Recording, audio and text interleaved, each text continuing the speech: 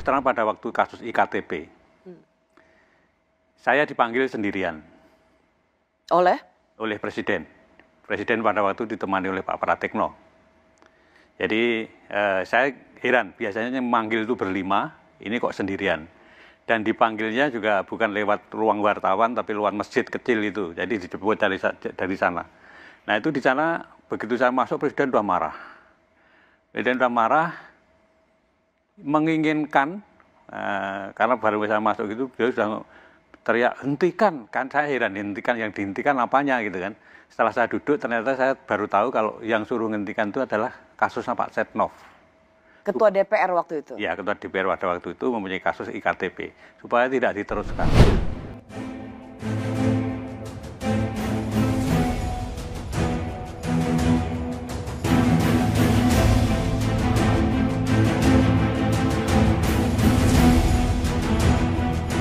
Halo sahabat Indonesia, kita bertemu kembali dalam Opini Rudi edisi akhir pekan. Sahabat Indonesia, minggu ini, khususnya 1-2 hari ini kita dihebohkan dengan kesaksian dari mantan Ketua KPK tahun 2015-2019, Agus Raharjo. Pada saat beliau diwawancarai di acara Rossi Kompas TV, ada kesaksian yang membuat seluruh rakyat Indonesia terhenyak. Kesaksiannya yang ada di video di depan tadi yang mengatakan bahwa beliau pernah dipanggil secara pribadi oleh Presiden Jokowi kira-kira tahun 2018 kalau tidak salah.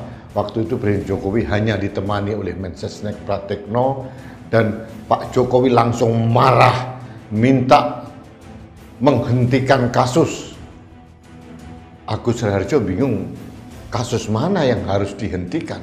Ternyata kasus korupsi EKTP yang melibatkan mantan Ketua DPR RI Setia Novanto.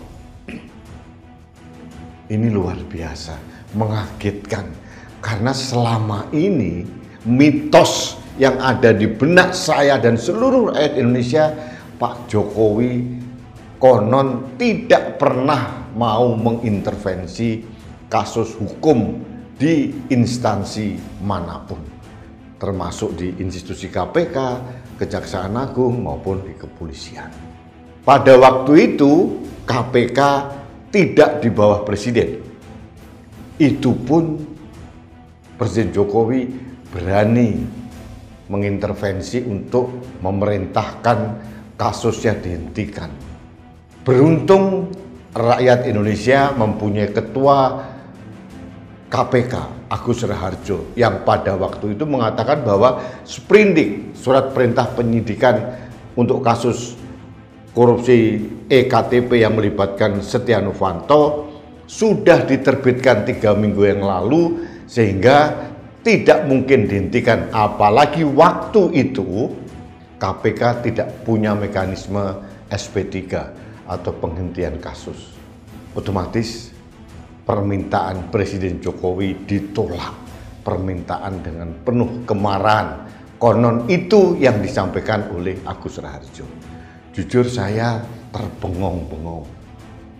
Ternyata selama ini saya tertipu, terperdaya. Mungkin bukan hanya saya, tapi seluruh rakyat Indonesia terperdaya dengan Pak Jokowi yang mengatakan tidak mau mengintervensi KPK, kejaksaan atau apapun. Inilah sisi lain, inilah wajah lain dari Presiden Jokowi yang satu demi satu akan terkuak akhirnya.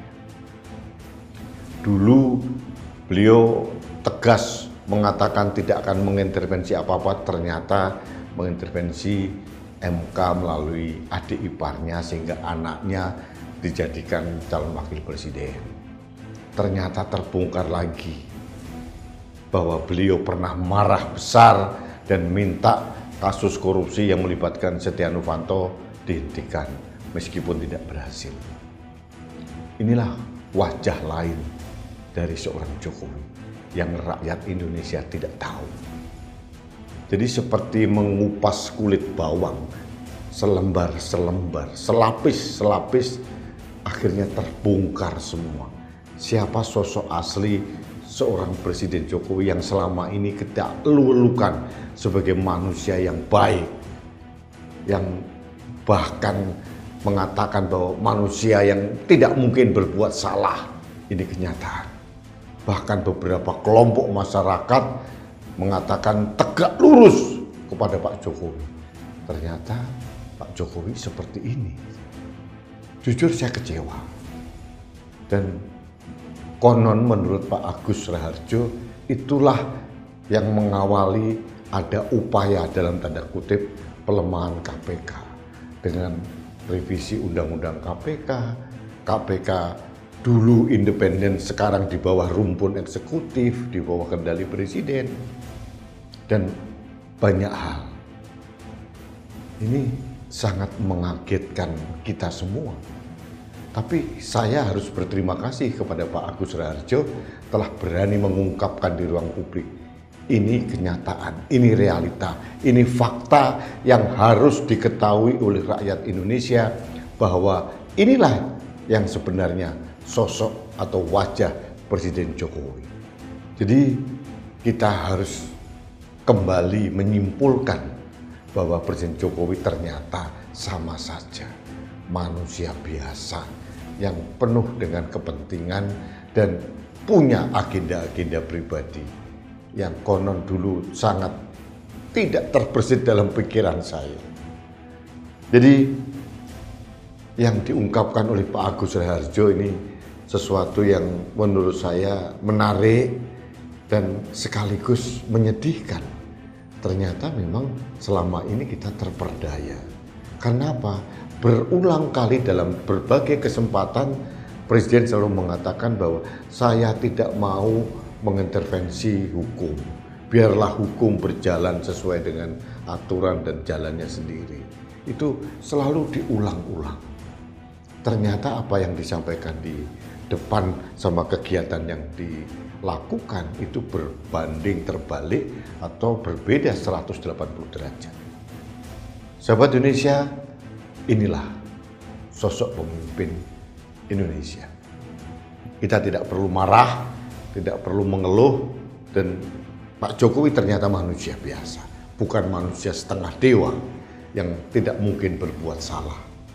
Realita dan kenyataan seperti apa Pak Jokowi itu harus kita terima dengan lapang dada, dengan penuh keprihatinan. Mungkin besok atau kapan ada tokoh-tokoh lain yang bersuara, menjelaskan dan sebagainya, ini kenyataan lagi. Jadi kita harus legowo menerima kenyataan ini dan kita harus realistis bahwa ternyata Pak Jokowi sama saja. Baiklah sahabat Indonesia, terima kasih Anda telah mengikuti Opini Rudy. Atas nama rakyat Indonesia, saya mengucapkan terima kasih kepada Pak Agus Raharjo yang telah mengungkapkan dan memberikan informasi siapa yang sebenarnya Presiden Jokowi. Jadi akhirnya kita bisa maklum mengapa indeks persepsi korupsi di Indonesia semakin merosot. Karena memang tidak ada ketegasan, keteguhan niat dari pemimpin yang paling tinggi di Indonesia untuk pemberantasan korupsi. Inilah yang terjadi. Baiklah sahabat Indonesia, terima kasih Anda telah mengikuti Opini Rudy. Kita bertemu kembali dalam Opini Rudy selanjutnya. Salam satu Indonesia, salam Pancasila, salam Indonesia damai. Saya Rudy Iskandar.